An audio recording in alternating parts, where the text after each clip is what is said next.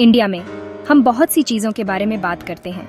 देश की तरक्की, अंतर्राष्ट्रीय संबंध और नागरिकों के अधिकार। हर मंच पर, हर गली चौराहे पर चर्चा होती है। पॉलिटिक्स, इकोनॉमी, हमारा फ्यूचर। हम भविष्य की योजनाओं पर बात करते हैं, आर्थिक विकास की रणनीतियों पर विचार करते हैं और राजनीतिक मुद्दों पर अपनी राय रखते हैं। लेकिन एक बात अक्सर परछाई में ही रहती है, कास्ट। एक ऐसा विषय जिस पर खुलकर बात करने से हम कतराते हैं। इस सिस्टम ने सदियों से हमारे समाज को बांट रखा है। ये विभाजन रेखा आज भी स्पष्ट रूप से दिखाई देती है। ये तय करता है कि हम किससे शादी करेंगे। हमारे जीवन साथी का चुनाव भी इसी व्यवस्था के दायरे में होता है। कहाँ रहेंगे और हमें कौन से मौके मिलेंगे। यह हमारे अवसरों को सीमित करता है और हमारे सपनों को कुचल देता है। लाखों लोगों के लिए ये डिस्क्रिमिनेशन की रोज की हकीकत है। यह उनके जीवन का एक अभिन्न अंग बन गया है। कास्ट को समझना सिर्फ पास्ट के बारे में नहीं है। ये केवल इतिहास के पन्नों तक सीमित नहीं है। ये उस इंडिया के बारे में है जिसमें हम आज रहते हैं। यह हमारे वर्तमान को भी परिभाषित करता है। इस पुराने सिस्टम की गूंज आज भी हमारी हेडलाइंस, हमारे इंस्टीट्यूशंस और हमारी लाइव्स को शेप करती है। यह हमारे समाज की नींव में गहराई तक समाई हुई है। आगे बढ़ने के लिए हमें उन विचारों का सामना करना होगा जो हमें रोके हुए हैं। हमें उन बेड़ियों को तोड़ना होगा जो हमें जकड़े हुए हैं। यह हमें डॉ. बी.आर. अम्बेडकर और महात्मा गांधी के बीच एक हिस्टोरिकल डिबेट पर लाता है। एक ऐसा संवाद जो आज भी प्रासंगिक है। कास्ट के एनाइलेशन पर उनका डिसएग्रीमेंट इंडिया की सोल के लिए विजन्स का एक क्लैश था। ये दो महान आत्माओं के बीच एक वैचारिक युद्ध था। एक तरफ रेडिकल ट्रांसफॉर्मेशन की पुकार, एक क्रांति की आवश्यकता थी जो समाज को पूरी तरह से बदल दे। दूसरी तरफ अंदर से रिफॉर्म की गुहार, एक शांतिपूर्ण परिवर्तन जो धीरे धीरे समाज को बेहतर बनाए। ये सिर्फ एक पॉलिटिकल डिस्प्यूट से कहीं ज्यादा था। ये सोशल लिबरेशन के सबसे अच्छे रास्ते पर एक लड़ाई थी। यह एक न्यायपूर्ण और समान समाज की स्थापना के लिए संघर्ष था। उनके शब्द हमें पूछते हैं, हम किस तरह का समाज चाहते हैं? एक ऐसा समाज जो सभी के लिए समान अवसर प्रदान करे। ये डॉ. अम्बेडकर की एनाइलेशन ऑफ कास्ट की कहानी है। एक स्पीच जो कभी डिलीवर नहीं हुई, जिसे उस समय के सामाजिक परिस्थितियों के कारण रद्द कर दिया गया था, लेकिन जिसने इंडिया को हमेशा के लिए बदल दिया, जिसने देश को एक नई दिशा दी और सामाजिक न्याय की लड़ाई को मजबूत किया। चलो इसमें उतरते हैं। आइए इस कहानी को गहराई से जानते हैं। ये 1936 है। इंडिया की आजादी की लड़ाई जोरों पर है, लेकिन एक और लड़ाई चल रही है, कास्ट के खिलाफ। लाहौर में जाट पात तोड़क मंडल, एक प्रोग्रेसिव हिंदू ग्रुप, कास्ट को सीधे चुनौती देना चाहता है। वे डॉ. भीमराव अंबेडकर को, एक जबरदस्त दलित लीडर और स्कॉलर, अपने एनुअल कॉन्फ्रेंस में बोलने के लिए इनवाइट करते हैं। अंबेडकर मान जाते हैं। उन्हें कास्ट हिंदुओं को सीधे संबोधित करने का एक रेयर मौका दिखता है। वह एक ऐसी स्पीच तैयार करते हैं जो कास्ट की सिर्फ आलोचना नहीं करती, यह हिंदू स्क्रिप्चर में उसकी जड़ों पर हमला करती है। लेकिन जब मंडल उनका मैन्युस्क्रिप्ट पढ़ता है तो वे शॉक हो जाते हैं। उन्हें रिफॉर्म की उम्मीद थी, सेक्रेड टेक्स्ट पर सीधा हमला नहीं। अंबेडकर के शब्द उनके लिए बहुत रेडिकल हैं। मंडल ऑर्थोडॉक्स हिंदुओं से बैकलैश से डरता है।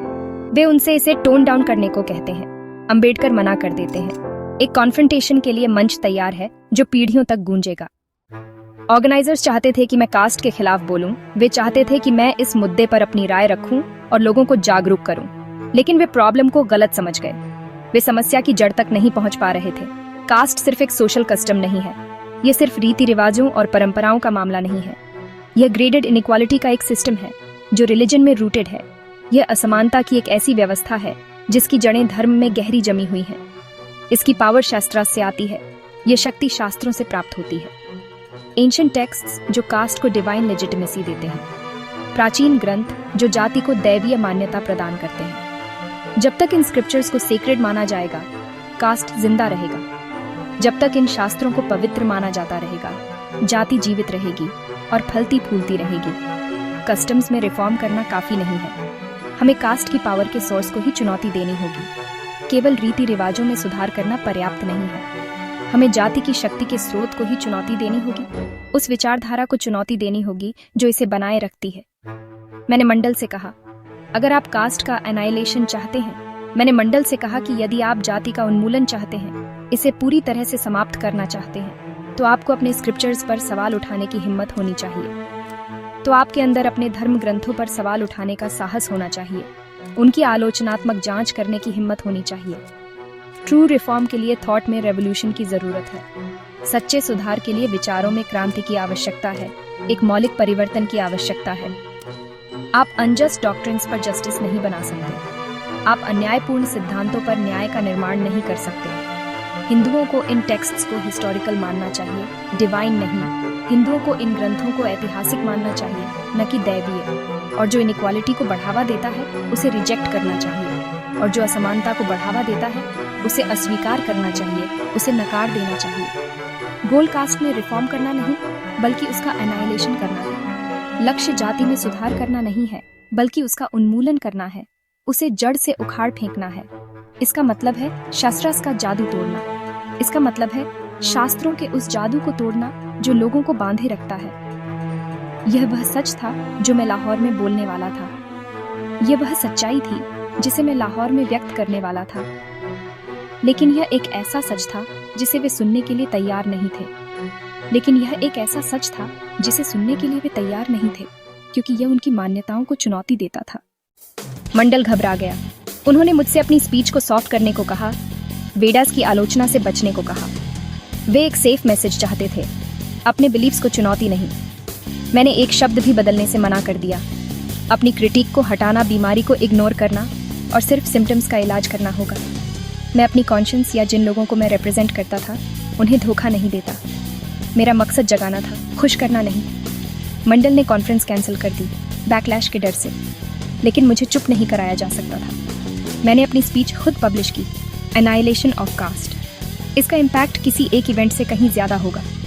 मुझे सेंसर करने की कोशिश ने मेरे मैसेज को और तेज कर दिया। कभी कभी सच इतना पावरफुल होता है कि उसे रोका नहीं जा सकता। लड़ाई अभी शुरू हुई थी। अंबेडकर की स्पीच से तूफान आ गया। यह एक वैचारिक बवंडर था जिसने सदियों से चली आ रही मान्यताओं को चुनौती दी। यह महात्मा गांधी तक पहुंची, जो उस समय भारतीय स्वतंत्रता आंदोलन के केंद्र में थे, जिन्होंने अपने जर्नल हरिजन में जवाब दिया। गांधी जी ने इस मुद्दे पर अपनी राय व्यक्त करने के लिए इस मंच का उपयोग किया। गांधी ने अंबेडकर के दर्द की तारीफ की, उनकी पीड़ा और समाज में उनके सामने आने वाली चुनौतियों को समझा, लेकिन हिंदू स्क्रिप्चर्स पर उनके हमले से असहमत थे। गांधी जी का मानना था कि धर्म ग्रंथों की आलोचना से समाधान नहीं निकलेगा। गांधी के लिए हिंदुत्व का सार ट्रूथ और लव था, जो सभी प्राणियों के प्रति करुणा और समझ पर आधारित था, हायरार्की नहीं। उनका मानना था कि जाति व्यवस्था हिंदुत्व का विकृत रूप है। उन्होंने तर्क दिया कि स्क्रिप्चर्स में अच्छा और बुरा दोनों होता है। ये एक मिश्रित विरासत है। हिंदुओं को जो इक्वालिटी को बढ़ावा देता है उसे स्वीकार करना चाहिए, उसे अपनाना चाहिए और उसका समर्थन करना चाहिए, और बाकी को रिजेक्ट करना चाहिए जो असमानता और अन्याय को बढ़ावा देता है। गांधी ने कास्ट, जाति और ओरिजिनल वार्ना सिस्टम के बीच अंतर किया, जो उनके अनुसार दो अलग अलग चीजें थीं। जो लेबर का डिवीजन था, हायरार्की नहीं। वर्ण व्यवस्था श्रम का विभाजन था, जो समाज के लिए आवश्यक था। उन्होंने दावा किया कि वार्ना कास्ट में करप्ट हो गया था, जिससे सामाजिक अन्याय और असमानता हुई, और समाधान उसके प्यूर फॉर्म में लौटना था, जहां हर व्यक्ति को समान माना जाता था। गांधी का अप्रोच इंटरनल रिफॉर्म था, दिलों और दिमागों को बदलना, लोगों की सोच और दृष्टिकोण को बदलना, हिंदुत्व को अंदर से साफ करना, उन सभी तत्वों को दूर करना जो इसे विकृत करते हैं। उन्हें डर था कि अंबेडकर का रेडिकल रिजेक्शन हिंदू धर्म को पूरी तरह से खारिज करना इंडिया को और बांट देगा, जिससे सामाजिक विभाजन और बढ़ जाएगा। गांधी रिफॉर्म के जरिए यूनिटी चाहते थे, एक ऐसा समाज बनाना चाहते थे जहां सभी लोग सद्भाव से रह सकें, कॉन्फ्रंटेशन नहीं। उनका मानना था कि बातचीत और समझौते से बेहतर परिणाम मिलेंगे। उन्होंने अंबेडकर के रास्ते को डिवीजिव देखा, एक ऐसा मार्ग जो समाज को और विभाजित कर देगा, अपना रिकंसिलिएटरी, एक ऐसा मार्ग जो लोगों को एक साथ लाएगा। डिबेट अब पब्लिक था, यह अब बंद दरवाजों के पीछे नहीं हो रहा था, और बहुत पर्सनल। यह सिर्फ एक वैचारिक लड़ाई नहीं थी, ये व्यक्तिगत मूल्यों और विश्वासों पर आधारित थी। गांधी ने मेरी स्पीच का जवाब दिया, लेकिन मुझे भी जवाब देना था। उन्होंने मुझे हिंदुत्व का चैलेंजर कहा। मैं आलोचक हूँ, इसमें फर्क है। मेरा मकसद सफरिंग को उजागर करना था, अपने आप में नष्ट करना नहीं। गांधी ने कहा कि हमें स्क्रिप्चर्स से अच्छा चुनना चाहिए और बुरा छोड़ देना चाहिए। लेकिन ज्यादातर बिलीवर्स के लिए एक होली बुक या तो सेक्रेड होती है या नहीं। आप लोगों से चुनने और निकालने के लिए नहीं कह सकते, वे उसका पालन करते हैं जिससे उन्हें फायदा होता है। गांधी ने वारणा का एक नोबल आइडिया के रूप में बचाव किया जो समय के साथ करप्ट हो गया, लेकिन लोगों को क्लासेस में बांटने से हमेशा हायरार्की बनती है। वारणा ही कास्ट का पेरेंट है। गांधी को चिंता थी कि मेरे शब्द इंडिया को बांट देंगे, लेकिन कौन सी यूनिटी अन्याय पर बनी है? ट्रू यूनिटी के लिए लिबर्टी, इक्वालिटी और फ्रेटर्निटी की ज़रूरत है, और डिसेंट की हिम्मत की। सवाल करने की आज़ादी के बिना कोई वास्तविक प्रोग्रेस नहीं हो सकती। Ambedkar Gandhi debate world views का एक क्लैश था, रिफॉर्म या रेवोल्यूशन। गांधी ग्रेजुअल चेंज में विश्वास करते थे, कॉन्शियंस और ट्रेडिशन से अपील करते थे। वह हिंदुत्व को साफ करना चाहते थे, नष्ट करना नहीं। उनका तरीका नॉन वायलेंस, इंक्लूजन और स्लो रिफॉर्म था। अंबेडकर को ग्रेजुअलिज्म में कोई विश्वास नहीं था। उन्होंने कास्ट को हिंदुत्व का कोड देखा, कोई फ्लॉ नहीं। आप उसे रिफॉर्म नहीं कर सकते जो अपनी जड़ में सड़ा हुआ है, आपको उसे एनाइलेट करना होगा। जस्टिस अंबेडकर के लिए दिलों के बदलने का इंतजार नहीं कर सकती थी। उन्होंने लिबर्टी, इक्वालिटी और फ्रेटर्निटी पर आधारित एक नए सोशल ऑर्डर की बात की। पुराने घर की मरम्मत नहीं, बल्कि एक नया बनाना। डिबेट सिर्फ कास्ट से कहीं ज्यादा था। यह इंडिया के फ्यूचर के बारे में था। 2 विजन्स, 2 रास्ते। इंडिया कौन सा चुनेगा? असल में यह एपिसोड फ्रीडम ऑफ स्पीच के बारे में था। मंडल चाहता था कि मैं बोलूं जब तक मैं वही कहूं जो वे चाहते थे, लेकिन प्रोग्रेस के लिए अनकंफर्टेबल ट्रूथ्स की जरूरत होती है। मैंने खुद को सेंसर करने से मना कर दिया। फ्रीडम ऑफ एक्सप्रेशन सिर्फ पर्सनल नहीं है, यह समाज के लिए जरूरी है। एक समाज जो क्रिटिसिज्म को सहन नहीं कर सकता, वह स्टैग्नेंट है। ऑनेस्ट डिबेट ही रियल रिफॉर्म का एकमात्र रास्ता है। गांधी और मैं असहमत थे, लेकिन हमारी दोनों आवाजों को सुना जाना जरूरी था। एक पक्ष को चुप कराना लोगों से चॉइस छीन लेता है। मेरी स्पीच के कैंसिलेशन ने मेरे मैसेज को और तेज कर दिया। आइडियाज को बंद नहीं किया जा सकता। इंटेलेक्चुअल फ्रीडम सोशल जस्टिस की नींव है।